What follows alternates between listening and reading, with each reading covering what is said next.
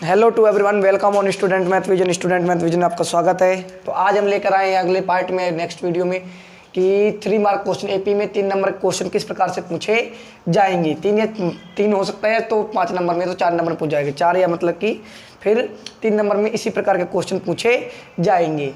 देखते हैं कि लगभग 3 नंबर में इस प्रकार क्वेश्चन पूछे जा सकते हैं। थोड़ा लॉन्ग है कि if fourth term of an AP is zero, अगर आपका किसी एपी का जो चौथा टर्म है वो कितना है, जीरो है, तो प्रूफ करना है आपको। Proof date 25th term, 25 term क्या होगा, वो इक्वल होगा is 3 times of 11th term, कि अगर 11th टर्म को 3 गुना किया जाए तो वो 25 टर्म के बराबर आएगा, 25th टर्म के बराबर आएगा। ये प्रूफ करना है। तो देखते हैं किस प्रकार से होगा। तो देखो, पहले एपी में क्या होता है, आंसर हम करना स्टार्ट करते हैं कि एपी में फर्स्ट टर्म होता है ए और कॉमन डिफरेंस होता है डी। ठीक है, तो ए और डी हमने मान लिया। अगर हम अब चौथे टर्म को देखते हैं तो ए फोर्थ टर्म किसके बराबर होता है, ए फोर्थ होता है हमारा ए प्लस 3डी के। पहले पार्ट में आपको बताया था कि जितना भी कोई भी टर्म निकालना हो एपी का, उससे एक कम डी कर दो, क्योंकि ए तो आगे हो गया तो एक कम हो जाता है डी में। ए फोर निकालना है, एपी का चौथा टर्म अगर निकालना तो ए प्लस 3डी करेंगे। अगर एपी का पांचवा टर्म निकालना होता तो ए प्लस 4डी करते। ठीक है, तो आपका एपी का फोर्थ टर्म, एपी का मतलब चौथा टर्म कितना रखा, ए प्लस 3डी किसके बराबर है, जीरो के बराबर है। किसके बराबर है, जीरो के बराबर है। ये आपका हो गया इक्वेशन 1। अब हम प्रूफ क्या करना है कि जो 25th टर्म है, ए 25th है, वो किसके बराबर है, 3 टाइम्स, किसके बराबर, 3 times of A 11th, 3 times of A 11th के बराबर है। ये हमें आप प्रूफ करना है।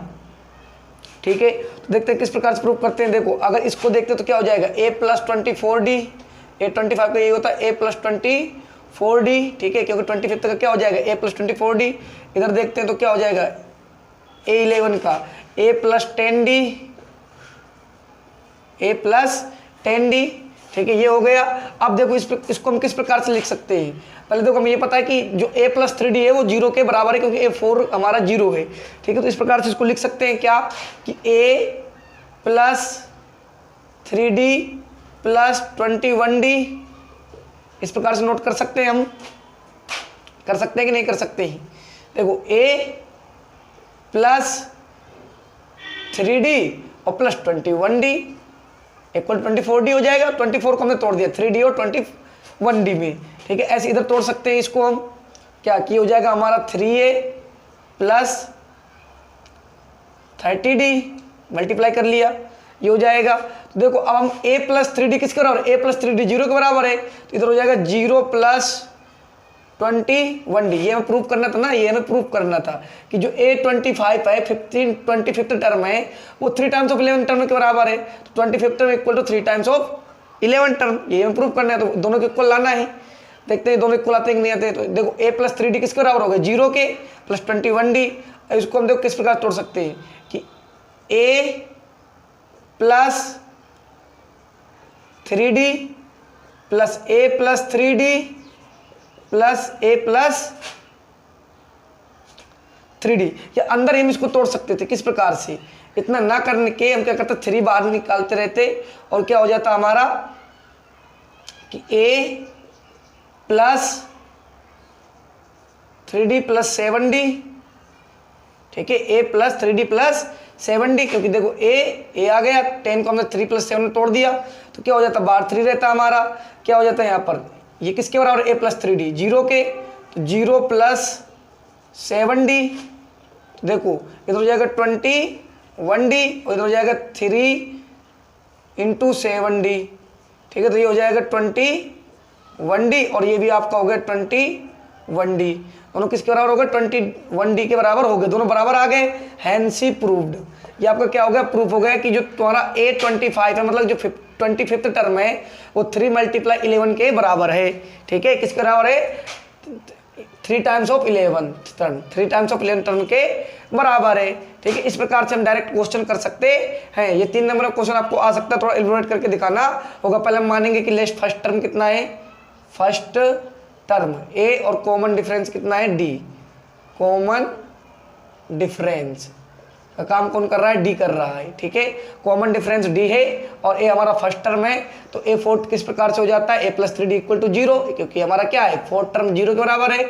उसका हमें प्रूव करना है कि 25th टर्म, तो 25th टर्म एपी का किसके बराबर, 3 × 11 टर्म के, ठीक है। इसको हमने क्या कर दिया, 25th को तोड़ा तो क्या हो जाएगा, ए प्लस 24d, ए प्लस 24d को हमने इस प्रकार से लिख दिया प्लस 3d टर्म में। ऐसे ही यहाँ पर 11 टर्म क्या हो जाएगा, ए प्लस 10d को हमने तोड़ लिया ए प्लस 3d प्लस 7d में, इसकी वैल्यू हो जाती है 0, क्योंकि ये हमारे यहाँ पर प्रूफ करके रखा है क्वेश्चन 1 में, ठीक है।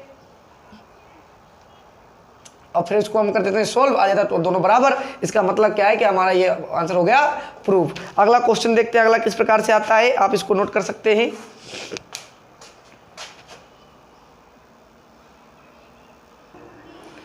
तो अगला क्वेश्चन आपके स्क्रीन पर देखो क्या है कि so that A minus B का होल स्क्वायर, पहला टर्म आपका ये रहा, ए माइनस बी का whole square, A square plus B square और ए प्लस बी का whole square are in A P, ये आपको प्रूफ करना है, ये दिखाना है कि क्या है ये ए पी में है, ठीक है। तो देखो जब भी किसी भी 3 टर्म आपके दे रखे हो, कोई भी आपके 3 टर्म दे रखे हो और उसको ये प्रूफ करना हो कि ये ए पी में है या नहीं है, तो उसके लिए एक सिंपल फॉर्मूला होता है कि जो एवरेज होता है फर्स्ट एंड थर्ड टर्म का, ठीक है, average of first plus third term, first और थर्ड टर्म का जो एवरेज होगा वो मिडिल टर्म के बराबर होगा, सेकेंड टर्म के बराबर होगा, सेकेंड टर्म के बराबर होता है, ठीक है। किसके बराबर होता है, सेकेंड टर्म के बराबर होता है। Average of first term plus third term upon 2 equal to second term आता है, तो क्या होता है are in A P, are in A P, कि ये हो जाता है कि हाँ ए पी है। अगर हम फर्स्ट टर्म और थर्ड टर्म को जोड़कर 2 से डिवाइड करें और वो सेकेंड टर्म के बराबर आए तो क्या हो जाता है, वो ए पी में माने जाते हैं। क्या माने जाते हैं, ए पी में माने जाते हैं कि हाँ ये ए पी में है। तो फर्स्ट टर्म आपका क्या है, फर्स्ट टर्म आपका ए माइनस बी का whole square, A minus B का whole square plus A plus B का होल स्क्वायर, थर्ड टर्म आपका ये रहा, फर्स्ट ये रहा और थर्ड ये रहा, ये रहा आपका सेकेंड टर्म, ठीक है, इक्वल अपॉन 2, ठीक है। सेकेंड टर्म आपका क्या रखा है, A square plus B square, दोनों देखते हैं बराबर आते हैं कि नहीं आते हैं, अगर आते हैं तो ए पी में हो जाएगा। तो ये हमारा फॉर्मूला था, आर इन ए पी पहले लिख दिया है, बराबर करके दिखाना है बस। तो क्या हो जाएगा आपका ए का स्क्वायर, ए माइनस बी का होल स्क्वायर क्या हो जाता है, ए माइनस बी का होल स्क्वायर होता है आपका ए का स्क्वायर प्लस बी का square minus 2ab plus A plus B का होल स्क्वायर क्या होता है, ए का स्क्वायर प्लस बी का square plus 2ab upon 2 equal to A square plus B square, ठीक है। तो ये आपका क्या हो जाएगा, इससे ये कैंसिल हो जाएगा आपका, देखो 2a square plus 2b square upon 2 equal to A square plus B square, ठीक है।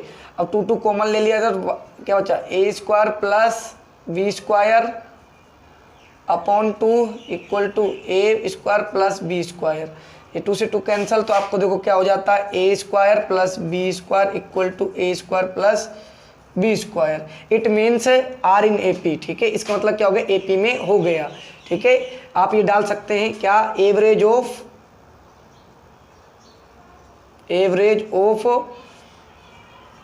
First and third term equal to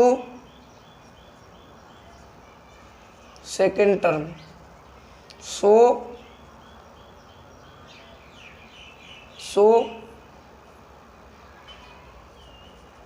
these are in A P, इसलिए क्या है ए पी में है, ठीक है। आपने भी पहले डाल दिया था कि first term plus third term upon 2 equal to second term are in A P, ठीक है, कि क्या हो जाता है, so that are in A P, ठीक है, ये दर्शाता है कि ये ए पी में है, so that are in A P term, कि दर्शाता है कि ए पी टर्म में। तो ऐसा हो गया है कि first term plus third term को 2 से किया तो किसके बराबर आता है, सेकंड टर्म के बराबर आया है, इसका मतलब क्या है, एपी में है। आप इस प्रकार से दर्शा सकते हैं। अगर आपको इस प्रकार से दर्शा सकते हैं, ठीक है, किसी भी क्वेश्चन को, किसी भी कोई भी 3 टर्म अगर आपके दे रखी है कोई भी 3 टर्म दे रखे हैं, अगर आपको एपी में प्रूव करना है तो आप इसी फॉर्मूले का यूज करेंगे, आप इसी फॉर्मूले का यूज कर सकते हैं कि first term plus third term upon 2 equal to second term. ठीक है, आप इस फॉर्मूले का यूज करके क्या कर सकते हैं, इस चीज को शो कर सकते हैं। तो इस प्रकार के क्वेश्चन आपको 2 या 3 नंबर में अधिकतर इसी प्रकार के क्वेश्चन पूछे जाएंगे, जो हल्का हमें क्या करना होगा, थिंक के लेवल एक फॉर्मूला लगेगा और थिंक मतलब सोचना होगा। अब क्या कर सकते हैं कि अब एक और क्वेश्चन देखते हैं एपी का ही, एसएन टर्म का।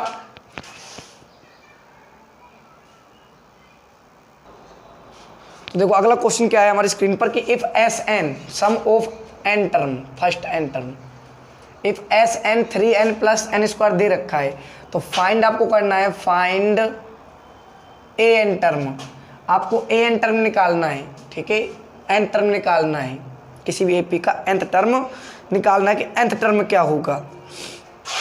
ठीक है, nth टर्म से कर सकते हैं कि nth टर्म निकालना, फाइंड nth टर्म कि nth टर्म क्या होगा किसी एपी का।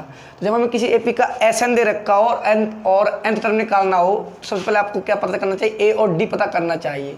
तो जब आपको कभी एस एन दे रखा हो और एपी में एन टर्म, A11 टर्म, ठीक है, कि एपी का कोई भी टर्म पूछ लो तो पहले आपको ए डी फाइंड आउट करना है एस एन से। तो देखो सबसे पहले हम क्या सोल्व करना सीखेंगे कि एस एन से ए और डी किस प्रकार से फाइंड आउट करते हैं। तो ए और डी किस प्रकार से फाइंड आउट करते हैं एस एन से, कि पहले हम निकालते हैं S1, क्या निकालेंगे S1। तो एस एन आपको गिवन है, एस एन इक्वल टू दे रखा है 3n प्लस एन स्क्वायर। तो पहले आपको निकालेंगे S1 और S2, ये दो चीज़ आप निकाल सकते हैं। पहले क्या क्या निकालना होता है, S1 और S2। तो S1 निकालने जाएंगे तो हो जाएगा 3 × 1 + 1 का स्क्वायर इक्वल टू हो जाएगा आपका 4। ठीक है, S2 निकालने जाएंगे तो 3n2 + 2 का स्क्वायर, ये आपका हो जाएगा 6 + 4 = 10। ठीक है, आप सबसे पहले क्या फाइंड आउट करेंगे, एस एन से S1 और S2 फाइंड आउट करेंगे। ठीक है, जब आप फर्स्ट S1 और S2 फाइंड आउट कर लें तो आपको ये ध्यान देना है कि जो S1 होता है ये आपके फर्स्ट टर्म को रिप्रेजेंट करता है, क्योंकि अगर हम एक टर्म को जोड़ेंगे तो अकेला ही होगा। ठीक है, वो शुरुआत ही होगी फर्स्ट टर्म की। ठीक है, तो उसे कहते हैं S1 को क्या कहते हैं, first term. S1 equal to होता है first term of an AP A equal to 4। ठीक है, ये आपका क्या दर्शाता है, फर्स्ट टर्म को दर्शाता है, first term of an AP. ठीक है, of an, first term of AP. AP first term क्या होता है, पहला टर्म S1। S1 आपका क्या होता है, पहला टर्म होता है एपी का, ये आपको ध्यान देना है। अब आपको डी निकालना है तो सेकेंड टर्म निकालना पड़ेगा, पहले फर्स्ट टर्म आपको पता चल गया कि S1 फर्स्ट टर्म, लेकिन जो हमारा सेकेंड टर्म होता है, सेकेंड टर्म को निकालने के लिए देखो क्या होता है, सेकेंड टर्म को निकालने के लिए आपका होता है, ठीक है, इसके हम A2 कह सकते हैं, A2 सेकेंड टर्म एपी का, ये निकालने के लिए आपको होता है S2 - S1। जब भी आपको एपी का फर्स्ट टर्म निकालना हो तो S1, और अगर सेकेंड टर्म निकालना हो तो S2 - S1। ठीक है, इसलिए मैंने कहा था कि S1 और S2 आपको निकाल लेना है। तो S2 कितना है आपका, 10 है, -4 = 6। तो आपका फर्स्ट टर्म है 4 और सेकेंड टर्म है 6। अब आपको फर्स्ट और सेकेंड टर्म पता है तो आप डी निकाल सकते हैं, common difference, common difference D निकाल सकते हैं आप। ठीक है, डी आपका कितना हो जाएगा कि A2 - A। ठीक है, तो कितना हो जाएगा आपका 6 - 4 = 2। अब आपको A पता है, D पता है, अब आप कुछ भी निकाल सकते हैं एपी में।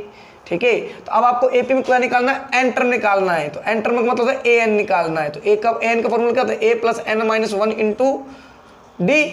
ठीक है, तो आप इसको सोल्व कर सकते हैं। क्या A कितना है आपका 4 है, प्लस n - 1 × D कितना है 2 है, इसको कर देते हैं सोल्व। तो 4 + 2n - 2, तो ये आपका हो जाएगा कितना 2n। इसकी मल्टीप्लाई करना आपको आता है, देखिए इसकी मल्टीप्लाई इससे तो 2n, और इसकी मल्टीप्लाई फिर इससे बार वाले से, दोनों से मल्टीप्लाई होती है। ठीक है, तो आ गया -2 का 2, अब 4 का प्लस और ये 2 तो हो जाएगा 2 + 2n, ये आपका क्या हो गया, AN टर्म आ गया। अब आपका AN टर्म निकला है, SN टर्म निकला है। अब आपको एपी में क्या पूछ सकता है कि बताओ A12 कितना होगा, तो A12 निकालना है तो n की जगह पर 12 रख देंगे, तो 2 + 2 × 12, तो कितना हो जाएगा ये 2 + 24 = 26। 6, A12 कितना होगा 26 होगा। ठीक है, अगर S टर्म को चलता है S12 बताओ तो इस वाले फॉर्मूले में रख देते हैं S12 में, तो कितना हो जाता, अगर S पूछता तो ये रख देते हैं, A पूछता तो ये वाला फॉर्मूला लगा देते हैं AN वाला। ठीक है, तो कितना हो जाएगा कि 3 × 12 + 12 का स्क्वायर, तो ये हो जाएगा 36 और ये हो जाएगा 144, स्क्वायर करेंगे तो हो जाएगा 10 और 8 180। ठीक है, इस प्रकार से आप क्या कर सकते हैं, SN अगर SN दे रखा है आपका तो आप AN टर्म निकाल सकते हैं। AN टर्म निकालने के बाद आप AP का कोई भी टर्म निकाल सकते हैं और किसी भी टर्म का रेशियो निकाल सकते हैं। ठीक है, अगर आपका रेशियो निकालना हो कि अगर if SN term of an AP इतना है तो find the ratio of 5th and 7th term, कि 5th और 7th टर्म का रेशियो कितना होगा, तो पहले आप AN टर्म निकाल लेना और फिर 5th और 7th टर्म निकाल कर उनका रेशियो निकाल सकते हैं। ठीक है, तो आपका ये ध्यान देना है कि जब SN रखा हो तो पहले आप S1 और S2 निकालेंगे। S1 आपका हो जाएगा फर्स्ट टर्म, सेकंड टर्म निकालने के लिए आप S2 माइनस S1 कर देंगे और फिर कॉमन डिफरेंस निकालने के लिए A2 माइनस A कर देंगे।